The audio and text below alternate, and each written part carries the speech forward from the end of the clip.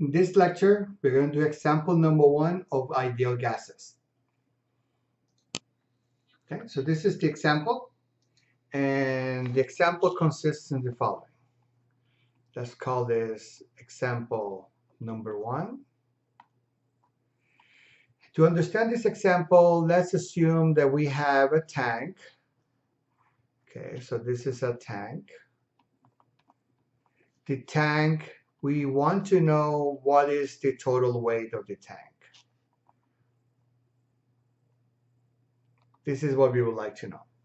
What is known in the problem is that the total volume is 1 feet cube. The gauge pressure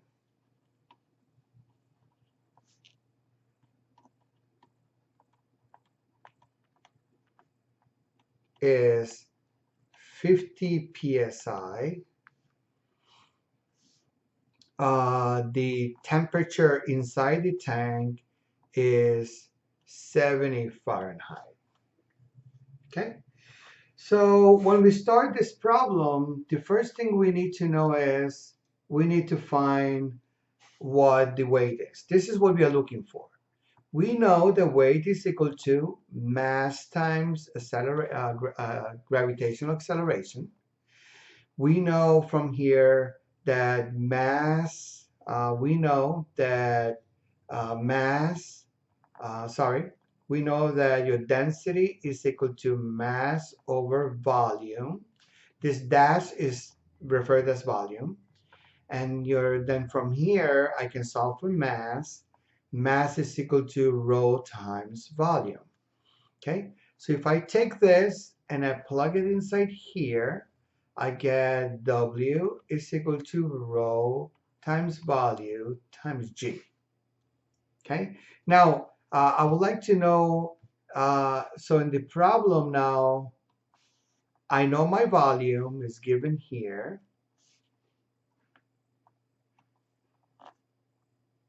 My volume is given. I know my G. We know what the G is.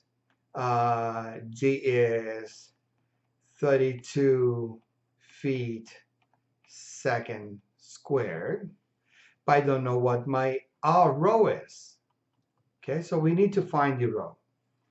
In order to find the rho, what we can do is we can use our ideal gas law.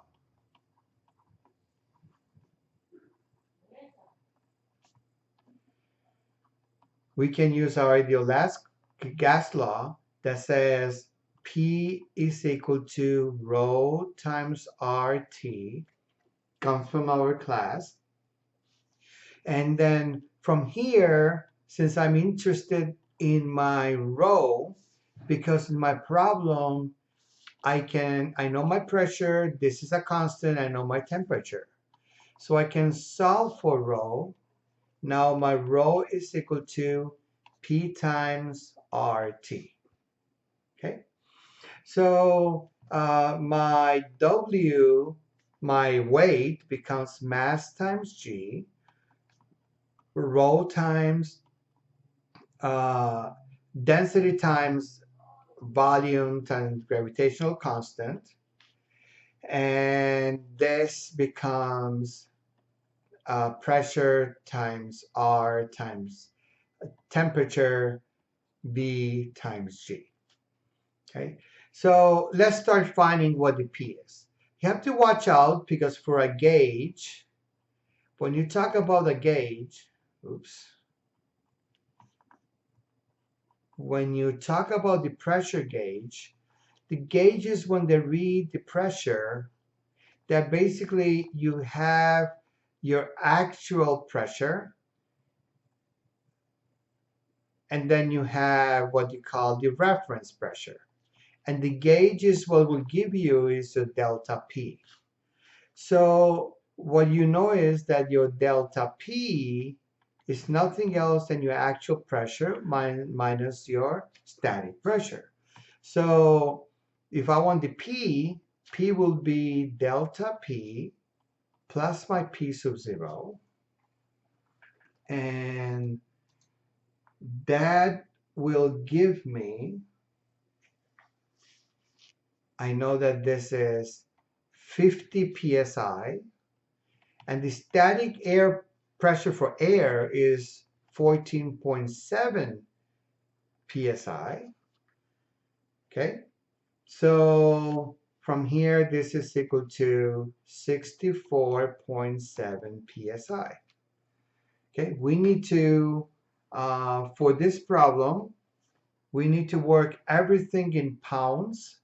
So we need to convert 64.7 pound force inches squared. This is same as psi.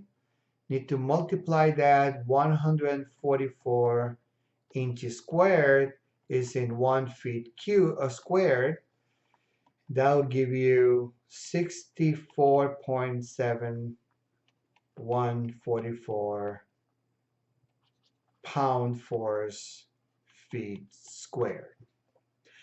Another thing I need to know is what's the temperature. Now, the temperature conversion, everything happens in Rankine because your constant, the gas constant R is given in Rankine, and the conversion is done by adding 460 to this. If I add 460, that would give me 530 Rankine. Okay, so this is the conversion to Rankine. So I have this, and I can calculate what my rho is.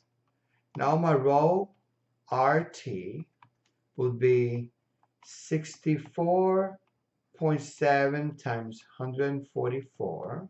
That is your P. Comes from here. Sorry. This is P. And then your gas constant is 1716 for air, multiplied by the temperature 530. That would give you 0.0102 slugs over feet cube.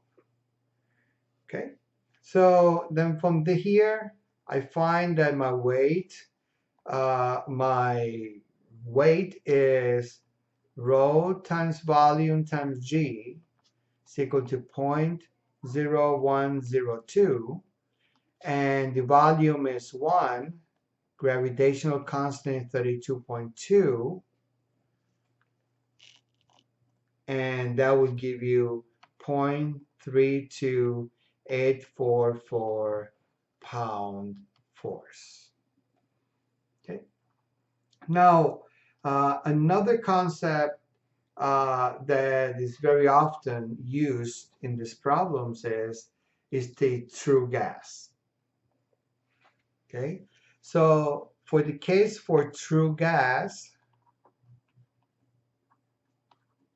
for a true gas law, many times we call this or the non-ideal gas law. All we have to do is you have N RT, and you multiply this by a compressibility factor, Z. Okay, this is a gas compressibility factor. Okay, and the gas compressibility factor is nothing else than comes from this table. Okay, it comes from this table, and you can see that in our particular problem is 530. The temperature was 530. So it's somewhere here, it's close to this number. And the pressure was 64.7. So it's somewhere here. So I would say that a number is somehow close to this number. So you see that your compressibility factor for this particular problem is about 0.991. You can do linear interpolation if you want to be exact, but you can see the value between 60 and 80 is still the same number. The value might be it might be 990, and you're going up. So if you wanted, you could say this is anywhere between point 90, 0.99, or maybe even 0.90. You could sorry, 0.80, 0.98. It could be somewhere in between these values, even 97. You can do a linear interpolation between these numbers. And how you do linear interpolation? You take 450. This is the number that you're looking for, and this is the number that you have. This is 0.990. This is 0.955, and this is the number you want.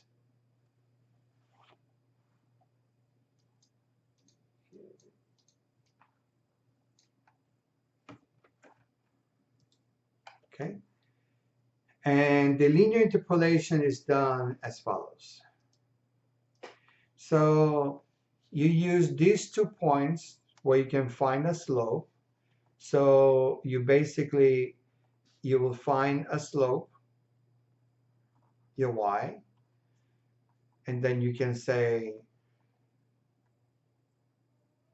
a slope would be 0.99 minus 0.955 divided by 540, 450 times x and plus a slope. Okay.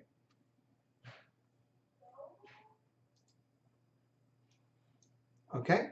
So this number will give you y is equal to 0.0003888889 x plus b. To find your slope, use any of these values. Let's say I want to use the last one just to use a value there. So we're going to say the answer of this will be 0.99. This will be a y. I'm using this y. This is my x. And then this will give you 0.0003888889 multiplied by this value, 540 plus b. Now you can solve for b, and by solving b is equal to 0.78. Okay, so now I have my equation. My equation is 0.00388889 times x plus 0.78. Now I can use a linear interpolation between these two numbers, and given the fact that my x is this value and this is the value I'm trying to look for, I can plug this value there and I can solve for y. And that will give you the following value. Okay. That gives you 0.9861, which is in essence very close to 0.99 if you wanted to keep that. But if you wanted to be exact, this is how you would do it. Okay, so this completes example number 1 of ideal gases.